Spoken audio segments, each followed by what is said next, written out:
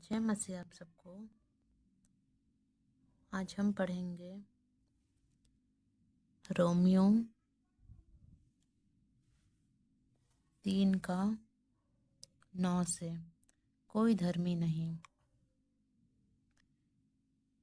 तो फिर क्या हुआ? क्या हम उनसे अच्छे हैं? कभी नहीं, क्योंकि हम यहूदियों और यूनानियों दोनों पर यह दोष लगा चुके हैं कि वे सब के सब पाप के वश में हैं। जैसा लिखा है, कोई धर्मी नहीं, एक भी नहीं, कोई समझदार नहीं, कोई परमेश्वर का खोजने वाला नहीं। सब भटक गए हैं, सब के सब निकम्मे बन गए हैं। कोई भलाई करने वाला नहीं, एक भी नहीं। उनका गला खुली हुई कब्र है। उन्होंने अपनी जीभ से छल किया है। उसके होठों में सांपों का विष है। उनका मुंह श्राप और कड़वाहट से भरा है। उनके पांव लहू बहाने को फुर्तीले हैं। उनके मार्गों में नाश और कलेश है। उन्होंने कुशल का मार्ग नहीं जाना।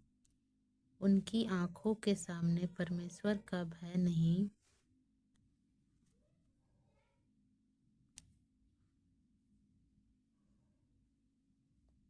हम जानते हैं कि व्यवस्था जो कुछ कहती है उन्हीं से कहती है जो व्यवस्था के अधीन है, इसीलिए कि हर एक मुंह बंद किया जाए और सारा संसार परमेश्वर के दंड के योग्य ठहरे। क्योंकि व्यवस्था के कामों से कोई प्राणी उसके सामने धर्मी नहीं ठहरेगा, इसलिए कि व्यवस्था के द्वारा पाप की पहचान होती है, विश्वास द्वारा धार्मिकता।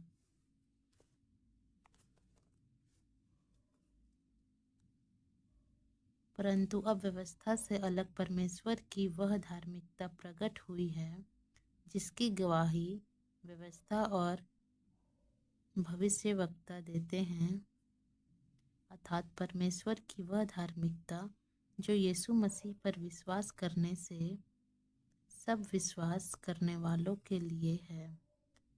क्योंकि कुछ भेद नहीं, इसलिए कि सबने पाप किया है और परमेश्वर की महिमा से रहित हैं, परंतु उनके अनुग्रह से उस छुटकारे के द्वारा जो मसीह यीशु में है सेतमेत धर्मी ठहराए जाते हैं।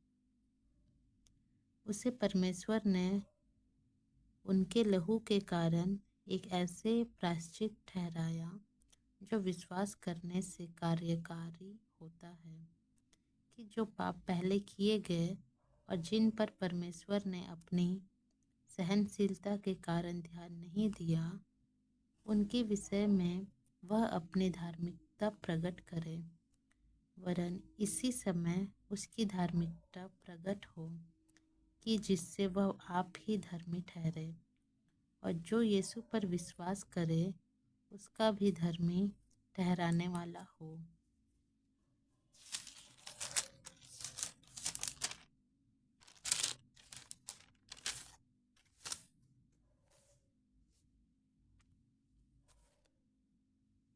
तो घमंड करना कहाँ रहा? उनकी तो जगह ही नहीं। कौन सी व्यवस्था के कारण से?